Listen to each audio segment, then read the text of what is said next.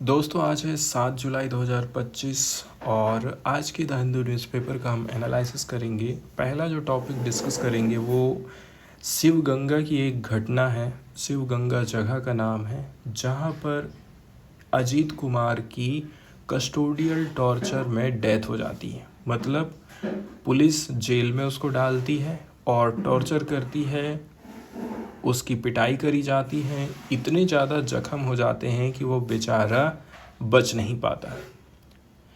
Custodial ब्रूचुअलिटी की बात करें, मतलब हिरासत में की गई बर्बरता या फिर पुलिस हिरासत में क्रूरता अपनाना। जब पुलिस या फिर किसी एजेंसी के द्वारा कस्टडी में लिए गए व्यक्ति के साथ मारपीट करी जाती है, मानसिक या फिर शारीरिक अत्याचार किया जाता है, तो उसको कस्टोडियल ब्रूचुअलिटी कहते हैं। इसमें जो पुलिस है, अदालत है, जेल एंड पुनर्वास प्रणाली शामिल होती है। क्रिमिनल जस्टिस रिफॉर्म में सुधार का मतलब होता है कि इस सिस्टम को हम ज़्यादा से ज़्यादा न्यायपूर्ण, जवाबदेह और मानवीय बनाएं। क्रिमिनल जस्टिस रिफॉर्म, पुलिस में रिफॉर्म, अदालतें, जेल और पुनर्वास। ठीक है, मतलब पुलिस हिरासत में होने वाली मारपीट और अत्याचार को ख़त्म करना ज़रूरी है। साथ ही साथ जो आपराधिक न्याय प्रणाली है जिसको बोलते हैं क्रिमिनल जस्टिस रिफॉर्म की ज़रूरत है। भारत अपने नागरिकों और अपने ही पुलिस बल को विफल कर दे रहा है क्योंकि वो केवल कानून को सख्ती से लागू करने में पैसा खर्चा करता है, ध्यान लगाता है, लेकिन ज़रूरी सुधारों में इन्वेस्टमेंट नहीं करता है और ये सबसे ज़्यादा ज़रूरी है। रिफॉर्म्स के अंतर्गत जैसे कि पुलिस ट्रेनिंग, अकाउंटेबिलिटी मैकेनिज़्म या फिर जेल सुधार, यहाँ पर सरकार पैसा खर्चा नहीं करती है। खर्चा करती है सिर्फ सज़ा देने, गिरफ्तार करने या फिर पावर के लिए संसाधन प्रोवाइड करना। मतलब कानून को सख्ती से इन्फोर्समेंट कराने के लिए ही सरकार हमेशा से ध्यान देती आ रही है। आगे राइटर की तरफ से बोला जाता है, जो राइटर हैं वो अप्सरा रेड्डी हैं, AIADM के पार्टी की प्रवक्ता है। तमिलनाडु की जस्टिस रिफॉर्म्स में इन्होंने प्रकाश डाला है। उनका कहना है कि पुलिस थानों के अंधेरे कोनों में ज़्यादातर न्याय मर जाता है। मतलब लोगों को पता भी नहीं चलता है, आवाज़ भी नहीं उठा पाते हैं और जो व्यक्ति है उसकी डेथ हो जाती है। इसके पहले कि वो किसी को मिल सके, न्याय मिलने के पहले ही अपराध हो जाता है, काम खत्म हो जाता है। मतलब कई बार न्यायिक प्रक्रिया चालू होने के पहले ही पीड़ित को हिंसा, प्रताड़ना या फिर मौत का सामना करना पड़ जाता है। वो हाल ही की एक दुखद घटना की बात करती हैं, जो है शिवगंगा डिस्ट्रिक्ट में एक 27 साल के मंदिर पूजा रक्षक अजीत कुमार की हिरासत के दौरान जेल में रखने के दौरान उनकी डेथ हो गई थी। राइटर का कहना है ये घटना हर नागरिक की अंतरात्मा को झकझोर कर देती है, लेकिन अफसोस ये है कि ये कोई अलग या फिर अपवाद वाला मामला नहीं है, कोई सिंगल मामला नहीं है, बल्कि ये सारी चीज़ें तो पुलिस रिपीट करते रहती है और उनका कुछ भी नहीं जाता। ये एक क्रिम पैटर्न है, मतलब भयानक और बार बार घटने वाला सिलसिला है, पैटर्न है। इसके अलावा राइटर 2021 से 25 के बीच में स्पेशली तमिलनाडु में हुई कई सारी कस्टोडियल डेथ का जिक्र करती हैं। ये सिस्टम में गहराई तक फैली हिंसा, जातिगत भेदभाव, जवाबदेही की कमी को बताता है।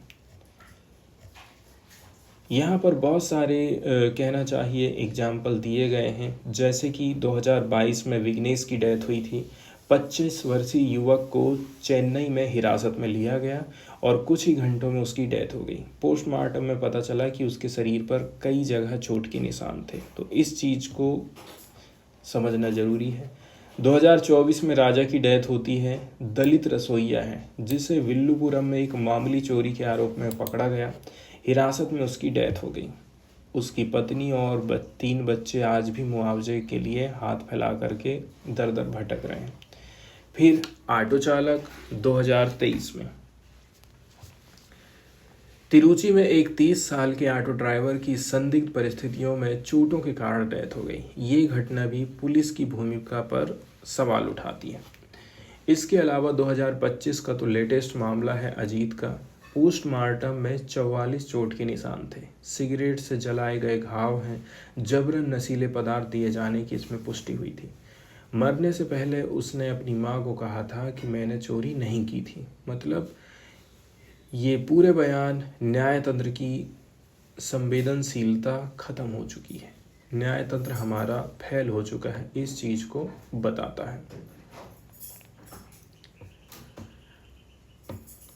आगे राइटर फोकस करते हैं a normalization of the use of force. मतलब पुलिस के द्वारा इस प्रकार से लाठी और डंडे का प्रयोग किया जाना आम बात हो चुकी है, लेकिन ये चेतावनी है कि अब समाज और व्यवस्था में पुलिस द्वारा फोर्स के यूज़ को कुछ एबनॉर्मल या फिर अस्वीकार्य नहीं माना जाता है, बल्कि ये नॉर्मलाइजेशन बन चुका है, ये आदत बन चुकी है।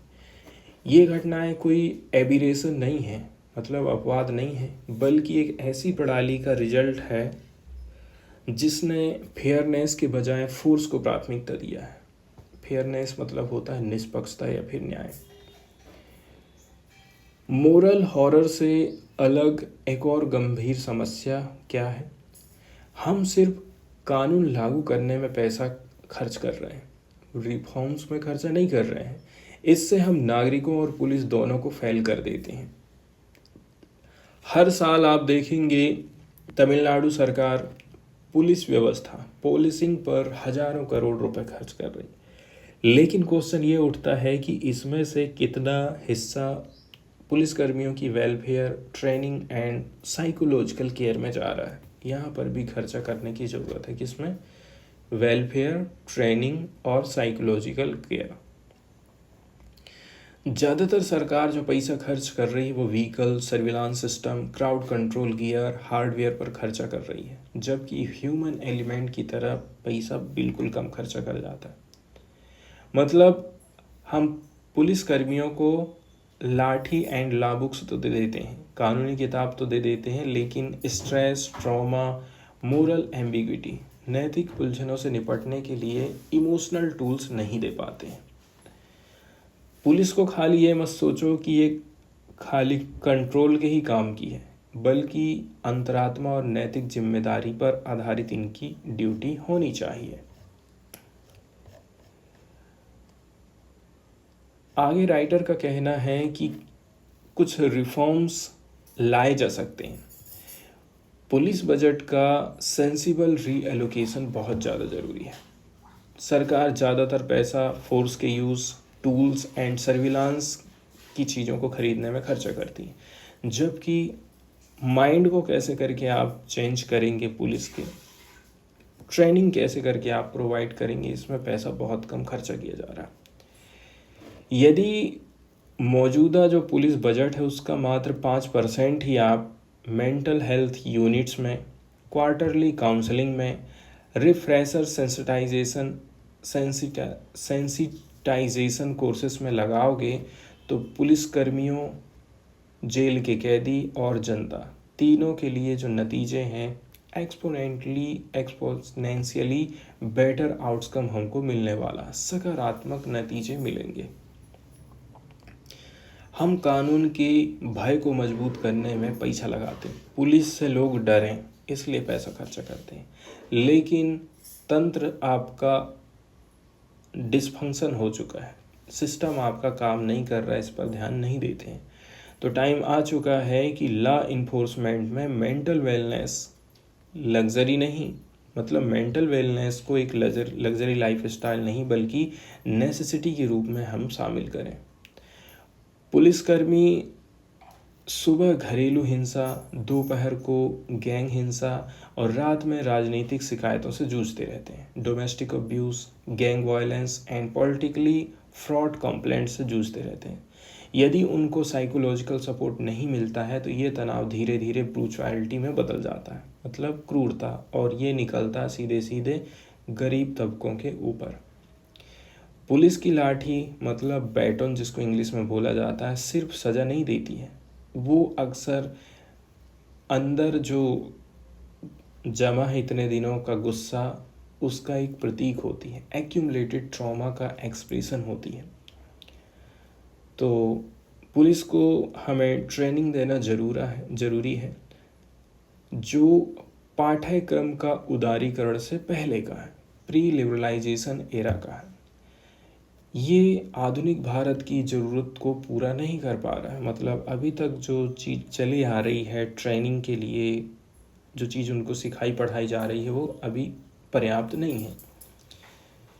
अभी तक हमको एथिक्स, ह्यूमन राइट जुरिस्प्रूडेंस मतलब मानवाधिकार कानून, trauma informed investigation, community policing model, ये केवल कॉस्मेटिक नहीं है बल्कि इनको प्रैक्टिकल में अपनाना ज़रूरी है।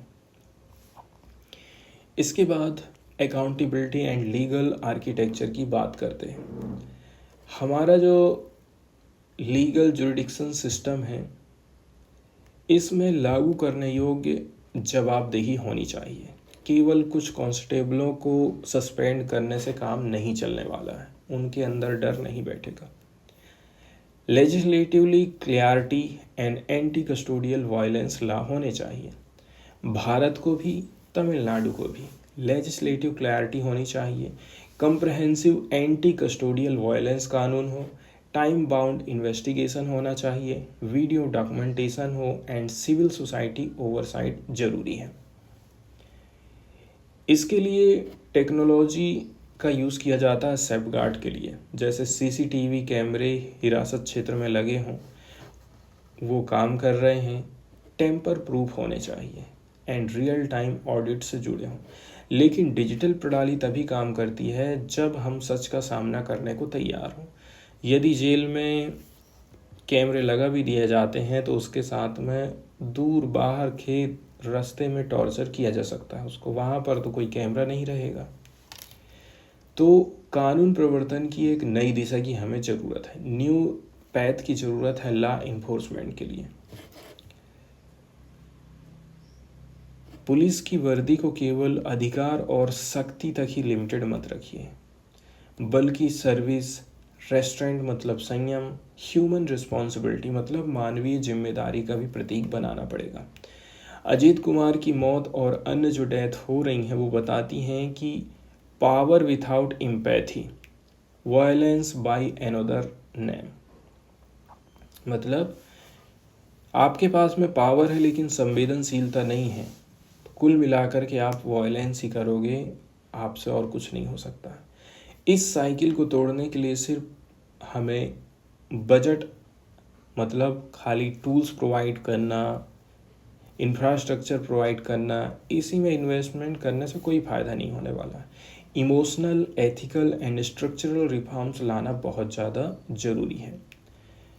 न्याय मृत्यु के बाद नहीं मिलना चाहिए, ये तो पॉलिसी से मिलना चाहिए और अभी मिलना चाहिए, ऐसा राइटर का कहना है।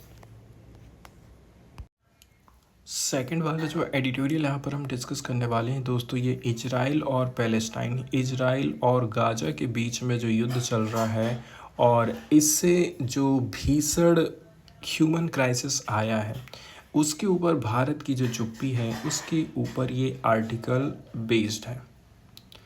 सबसे पहले तो हम इसकी हिस्टोरिकल बैकग्राउंड को देखते हैं कि आखिर इजराइल और पैलेस्टाइन, इजराइल और गाजा के बीच में जो विवाद है वो कब से चला आ रहा है। बोला जाता है कि आप देखेंगे 1917 में प्री ब्रिटिश मैंडेट पैलेस्टाइन, यहाँ पर आप देख रहे हैं ज्यूइश कंट्रोल कितना कम है, मतलब नीले वाला हिस्सा इस एरिया में कितना ज़्यादा कम है। ज़्यादातर जो लोग हैं वो पैलेस्टाइन उस समय में रहा करते थे एंड जो रेड एरिया आपको दिखाई दे रहा है अंडर इजरायली ऑक्यूपेशन में था। कुछ कुछ एरिया रहा होगा जिसको इजराइल ने ऑक्यूपाइड कर लिया था। जैसे कि आप देखेंगे 1948 में तेज़ी के साथ में इजराइल ने यहाँ पर कब्जा चालू कर दिया। मतलब जब वो कंट्री बना, अंग्रेज लोग जब गए ना तो यहाँ पर भी दो देशों में इसको बांट के गए थे, इजराइल और पैलेस्टाइन। अब यहाँ पर आप देखेंगे तेज़ी के साथ में इजराइल कब्जा करते जा रहा है। अब एकदम छोटे से एरिया में सिकुड़ करके रह गया है पैलेस्टाइन या फिर गाजा।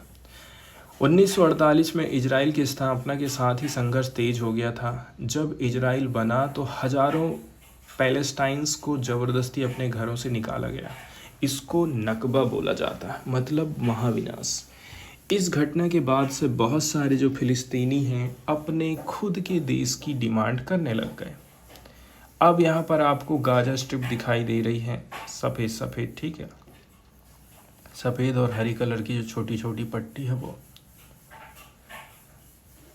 गाजा एक छोटा सा क्षेत्र है जहाँ पर 23 लाख लोग रह रहे हैं। ये क्षेत्र फिलिस्तीनी संगठन हमास के नियंत्रण में है। इजराइल ने 2007 से ही गाजा की घेराबंदी करके रखी है। ना ठीक से बिजली मिलती है, ना दवाई, और ना ही बाहर आने जाने की अनुमति है। ये जो चीज़ है ओपन एयर प्रिजन जैसा बन गया, खुला जेल बन गया है। यहीं से फिर संघर्ष चालू हो जाता है, इजराइल वर्सेस हमास। हमास एक फिलिस्तीनी राजनीतिक और सशस्त्र संगठन है, हथियार वाला संगठन, जिसे इजराइल और अमेरिका कहता है ये आतंकवादी ग्रुप है। हमास का कहना है कि वो इजराइल के कब्जे और गाजा की नाकेबंदी को ख़त्म करने की कोशिश कर रहा है। अब लेकिन नया संघर्ष हमको देखने को मिला था 2023-24 के ताज़ा युद्ध के कारण। ये नया युद्ध भड़का है। 7 अक्टूबर 2023 को हमास ने इजराइल में हमला किया। यहाँ पर तो 1200 लोग बताए गए हैं कि इतने लोगों की डेथ हुई और सैकड़े लोगों को हमास ने बंधक बना लिया था। इसके जवाब में इजराइल ने गाजा पर भीषण हमला चालू कर दिया है। लगातार बमबारी हो रही है, स्कूल, हॉस्पिटल सब खत्म हो गया है। अब तक 50,000 से ज़्यादा डेथ हो चुकी हैं। अब हम सीधे चलते हैं आज के आर्टिकल के ऊपर और चर्चा कर लेते हैं। अब यहाँ जो पिक्चर दिखाई दे रही हैं, इन पिक्चर को देखने के बाद रियल में ऐसा लगता है कि नहीं, बहुत ज़्यादा अब जो है गलत हो रहा है। वाकई में ये युद्ध रुक जाना चाहिए। गाजा क्राइसिस एंड इंडिया की जो रिएक्शन है उसमें किस प्रकार से उदासीनता है, इसके ऊपर हम चर्चा करेंगे। जैसे जैसे गाजा की पीड़ा बढ़ते जा रही है, पीड़ा मतलब एगोनी यहाँ इंग्लिश वर्ड यूज़ किया गया है, वैसे वैसे दुनिया की सोलिडेरिटी, एकजुटता कमज़ोर पड़ती जा रही है। प्यू रिसर्च सेंटर ने एक सर्वे किया था जिसके हिसाब से बोला जाता है 24 देशों में इजराइल को लेकर के जनभावना निगेटिव हो गई है, जबकि भारत में ऐसा नहीं है। केवल 29% लोगों ने इजराइल को नापसंद किया है, अनफेवरेबल। 34% पसंद कर रहे हैं और बाकी ऐसे हैं जिन्होंने कोई राय ही नहीं दिया है। मतलब संभावना ये है कि ये सर्वे अमीर और पढ़े लिखे वर्ग तक सीमित रहा हो, लेकिन गरीब और वंचित वर्ग को अभी इसके बारे में कोई जानकारी नहीं। भारत में गाजा के वार क्राइम पर, जनसंहार पर जन प्रतिक्रिया कमज़ोर और निष्क्रिय रही है। लोग बिल्कुल ध्यान नहीं देते हैं। भारत का इजराइल के साथ समर्थन रहा है। गाजा में बीते 2 सालों में लोगों को बमबारी, भुखमरी, इसके अलावा हेल्थ क्राइसिस की कमी का सामना करना पड़ रहा है। 50,000 से ज़्यादा लोग मारे जा चुके हैं, बच्चे जिंदा जलाए गए, अंग भंग किए गए और बिना दवाइयों के अंग काटे गए। इस प्रकार की कंडीशन में वो लोग रह रहे हैं। इतनी भयावहता के बावजूद भारत में इजराइल की लोकप्रियता कम नहीं हुई। क्यों? भारत सरकार ने इजराइल के पक्ष में रुख लिया है। भारत को इजराइल से रक्षा तकनीक मिलती है, मिलिट्री एंड सर्विलांस टेक्नोलॉजी मिलती है। एंड भारत सरकार ने इंटरनेशनल लेवल पर यूएन में इजराइल के खिलाफ वोट नहीं डाला। रक्षा क्षेत्र में संयुक्त उपक्रम को सब्सिडी दे रही है। इसके अलावा पैलेस्टाइन मजदूरों की जगह भारतीय मजदूर भेजे गए और इजराइल विरोधी प्रदर्शनों को दबाया गया। इसके अलावा मेन स्ट्रीम मीडिया भी सरकार और कॉरपोरेट के प्रभाव में है, इसलिए वे गाजा के पक्ष में आवाज़ नहीं उठाते हैं। सोशल मीडिया पर भी गाजा की खबरें इग्नोर हो रही हैं। कुछ प्लेटफार्म जैसे कि ट्विटर की एल्गोरिदम इजराइल के पक्ष में झुकी हुई हैं। गाजा की सच्चाई दिखाने वाले कई सारे अकाउंट सस्पेंड कर दिए गए हैं। इतना तक हो चुका है। बात करते हैं गाजा की एकजुटता की। गाजा के लोग बहुत साहसी और एकजुट हैं। पत्रकार जान जोखिम में डाल करके रिपोर्टिंग करते हैं। डॉक्टर नर्स बमबारी में भी घायलों का इलाज कर रहे हैं। लोग मलबे से एक दूसरे को निकाल रहे हैं। एक माँ जिसने अपने सारे बच्चे खो दिए फिर भी दूसरे बच्चों के लिए खाना लाई, इस प्रकार की घटनाएं हमको देखने को मिली। पर राइटर ये चेतावनी देते हैं कि जैसे जैसे फेमाइन बढ़ेगा, अकाल बढ़ेगा, लोग एक दूसरे के खिलाफ होते जाएंगे। मतलब जो भूख है वो सब कुछ भुला देती है और ये रियलिटी है। राइटर का कहना है कि इजराइल की नाकेबंदी का एक मकसद शायद यही है, फिलिस्तीनियों को आपस में लड़वाओ। इसके उलट अमीर देश, विशेष रूप से अमेरिका, अत्यधिक अमीरों के नियंत्रण में चला गया है। उन्होंने सत्ता में आते ही सार्वजनिक संस्थाएं, मतलब सरकारी इंस्टीट्यूशन और पॉलिसी अपने हित में बदली है। पर्यावरण के कानून, सोशल सिक्योरिटी, टैक्स प्रणाली को सब खत्म कर दिया है और गाजा को लग्जरी रिजॉर्ट में बदलने जैसे विचार रखे। मतलब मोरालिटी ऑक्सीजन के जैसी है, जितनी ऊंचाई पर जाओगे उतनी ही कम होते जाती है। मतलब सत्ता बढ़ती जाती है, नैतिकता कम होते जाती है। गाजा में जो पत्रकार और डायरेक्ट देखने वाले लोग थे वे या तो मारे जा चुके हैं, भूखे हैं या फिर थक चुके हैं। कम्युनिकेशन ठप्प हो गया है। गाजा की त्रासदी अब न्यूज़ वर्दी भी नहीं मानी जाती। इसलिए अब गाजा में अंधकार और मौन छाया है। राइटर चेतावनी देते हैं, यदि हमने अभी भी नहीं चेत कर जस्टिस थ्रू पॉलिसी को लागू नहीं किया तो मानवता का अंत हो जाएगा। कंक्लूजन में बोला जा सकता है कि भारत समेत कई देश गाजा के जीनोसाइड पर चुप हैं क्योंकि सरकार, पूंजी और मीडिया इजराइल के अंडर में। गाजा के लोग बहुत साहसी, सहनशील और मानवीय मूल्यों से भरपूर हैं, लेकिन दुनिया की चुप्पी उनको तोड़ देती है। हमें चाहिए, हमें सिर्फ मौत के बाद न्याय की बात ना करें, बल्कि नीति और मोरालिटी के लेवल पर भी आवाज़ उठाएं। अगली वाली जो न्यूज़ यहाँ पर हम डिस्कस करने वाले हैं दोस्तों, वो नेशनल पॉपुलेशन रजिस्टर से रिलेटेड है। एनपीआर और एनआरसी लगभग एक से ही लगते हैं और काफ़ी कन्फ्यूजन यहाँ पर पैदा होता है, इसलिए दोनों में डिफरेंस समझना ज़रूरी है। एनपीआर मतलब national population register and NRC का मतलब होता है नेशनल रजिस्टर ऑफ सिटीजन्स। कानूनी आधार की बात करें, एनपीआर सिटीजनशिप रूल्स 2003 मतलब सिटीजन एक्ट 1955 के अंतर्गत संचालित होता है और एनआरसी आती है सिटीजनशिप रूल्स 2003 के अंडर में। एनपीआर लाने का उद्देश्य है भारत में रहने वाले सामान्य निवासियों की सूची तैयार करना और एनआरसी में भारत के नागरिकों की पहचान और सूची तैयार करी जाती है। मतलब भारत में रहने वाले सामान्य निवासियों की सूची तैयार करना हो गया एनपीआर और एनआरसी हो गई पहचान करना और सूची तैयार करना। अब बात करते हैं कौन लोग कवर हो रहे हैं। एनपीआर में वो व्यक्ति जो पिछले 6 महीनों से भारत में रह रहा है और अगले 6 महीना या फिर उससे ज़्यादा और वो रहेगा, एनपीआर में दर्ज रहेगा। लेकिन एनआरसी में केवल इंडियन सिटीजन्स, विदेशी या अवैध प्रवासी शामिल नहीं किए जाते हैं। डेटा में क्या क्या चीज़ रहता है? एनपीआर में आपका नाम, पता, जन्मतिथि, माता पिता का नाम, आधार और ड्राइविंग लाइसेंस। लेकिन एनआरसी में व्यक्ति को नागरिक साबित करने के लिए दस्तावेज चाहिए, जैसे जन्म प्रमाण पत्र या फिर आपके पापा दादा यहाँ पर रहते हों।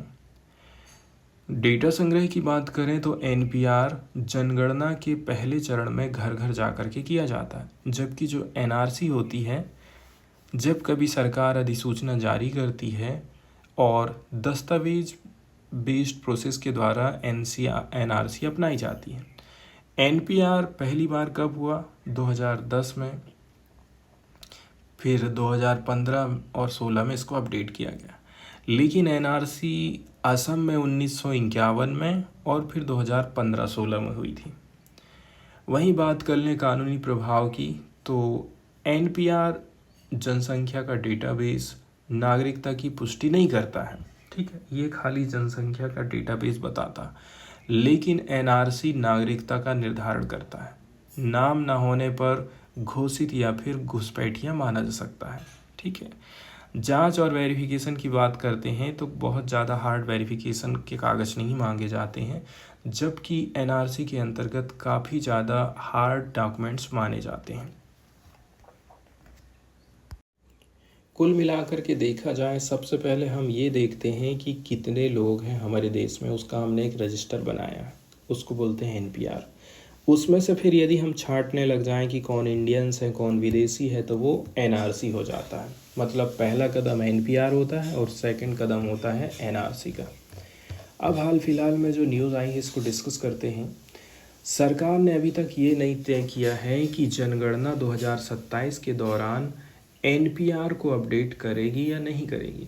होम मिनिस्ट्री के जो अधिकारी हैं, सीनियर ऑफिशियल्स, इन्होंने 3 से 4 जुलाई को हुई बैठक में एक सेंसस डायरेक्टर को ये बात बोली थी।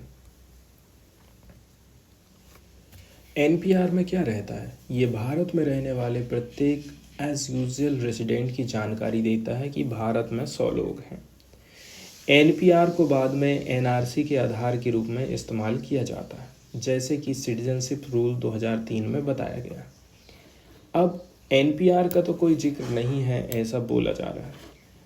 रजिस्ट्रार जनरल ऑफ इंडिया ने 27 जून को सभी राज्यों के प्रमुख चीफ सेक्रेटरीज को एक लेटर भेजा है, जिसमें जनगणना की तैयारी की बात करी गई है, लेकिन उसमें भी एनपीआर का जिक्र नहीं है।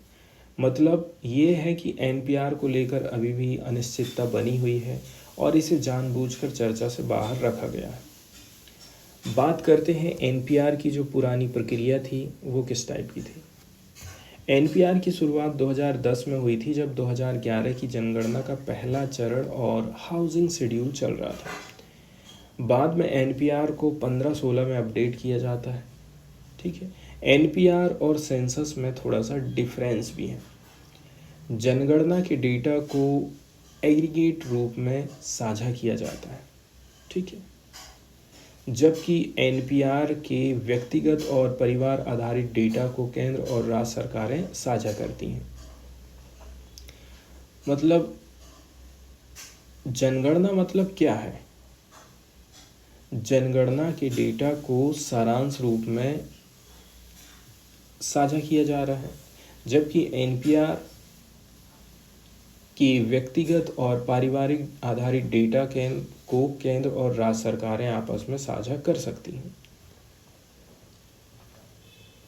और 2027 की जो जनगणना है अपने आप में खास है, क्योंकि पहली बार SC/ST के अलावा OBC और जनरल वाले लोगों की भी यहाँ पर जानकारी मिलने वाली है। जातियों की जनगणना होगी, लेकिन हालांकि चूंकि जाति आधारित प्रश्नों को प्री टेस्ट में शामिल नहीं किया जाएगा, मतलब जाति गिनने की विधि अभी तय नहीं हुई है।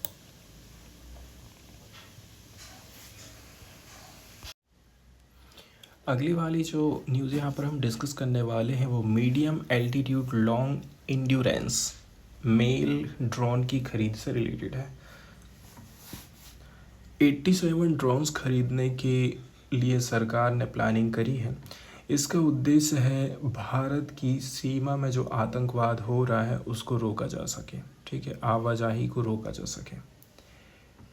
भारत ने समुद्री और land border, sea and land border पर सर्विलांस को लेकर के एक नया कदम उठाया है। सरकार 87 मेल ड्रोन खरीदेगी, medium altitude long endurance drone खरीदेगी लोकल मैन्युफैक्चरर से। मेल ड्रोन्स ऐसे ड्रोन होते हैं जो कि लगभग 35,000 फीट की हाइट तक उड़ते हैं और लंबे समय तक 30 घंटा प्लस। इसका उद्देश्य है real time monitoring and strategic तैयारी को मजबूत करना। पैसा इसमें काफ़ी ज़्यादा खर्चा हो रहा है, लगभग 20,000 करोड़ रुपए की मेक इन इंडिया डील होने वाली है। इसका उद्देश्य है इंडिजीनियस टेक्नोलॉजी को बढ़ावा देना, फॉरेन सप्लायर पर निर्भरता कम करना। ये प्रोजेक्ट अब रक्षा मंत्रालय की high level committee of defence ministry के सामने एक्सेप्टेंस के लिए रखा जाएगा। इस मामले में निजी कंपनियां भी आगे आ रही हैं। बहुत सारी प्राइवेट डिफेंस मैन्युफैक्चरर्स कंपनियां इस प्रोजेक्ट में रुचि ले रही हैं। उनके डिज़ाइन और प्रस्तावों का मिलिट्री रिक्वायरमेंट के हिसाब से टेस्टिंग भी करी जाएगी। मतलब भारत अब ड्रोन निर्माण क्षेत्र में निजी सेक्टर की भागीदारी को बढ़ावा देगा।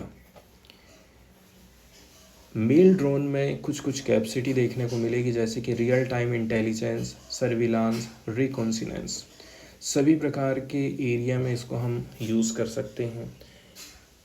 30 घंटा प्लस तक ये उड़ सकता है। इसके अलावा हाइट जो है कम से भी कम 35,000 फीट ऊंचाई पर भी इसको हम उड़ा सकते हैं। साथ ही साथ एक अधिकारी के अनुसार इन ड्रोनों में कम से कम 60% इंडिजिनियस कंटेंट अनिवार्य होगा। ऐसा पहली बार हुआ है कि भारत अब तक मेल ड्रोन इजराइल से मंगवाता था, ठीक है। अभी तक हम लोग कहाँ से खरीदते थे, इस प्रकार के ड्रोन इजराइल से खरीदते थे। लेकिन ये पहली बार हुआ है कि इंडिया सोच रहा है अब हम हमारे देश की कंपनियों से ही खरीदेंगे। इससे इंडिया की जो स्ट्रेटजिक सेल्फ रिलायंस है उसमें काफ़ी वृद्धि देखने को मिली है। ड्रोन को हम army, navy, Indian air force and eastern and western border में भी लगाने वाले हैं। नेक्स्ट वाली जो न्यूज़ है दोस्तों, हम देखने वाले हैं बिहार में चल रहे स्पेशल इंटेंसिव रिवीजन के दौरान मतदाता सूची में नाम जोड़ना है, हटाना है, इसके लिए जो ज़रूरी कागज़ हैं उसकी डिमांड और विवाद से रिलेटेड है। इसमें भूमिका निभाते हैं इलेक्टोरल रजिस्ट्रेशन ऑफिसर। इसकी power, process and political concern को लेकर के इस आर्टिकल में कुछ चीज़ें बताई जाती हैं। बिहार में SIR चल रहा है, मतलब वोटर लिस्ट का रिवीजन चल रहा है। इसमें बताया जा रहा है कि कौन कौन से कागज़ आपके पास होने चाहिए। इस पूरे विवाद में इलेक्टोरल रजिस्ट्रेशन ऑफिसर काफ़ी इम्पोर्टेंट हो जाते हैं। अगर किसी मतदाता के पास कागज़ नहीं है तो ERA को डिसीजन लेने का अधिकार है कि उसका नाम सूची में डालूं कि नहीं डालूं।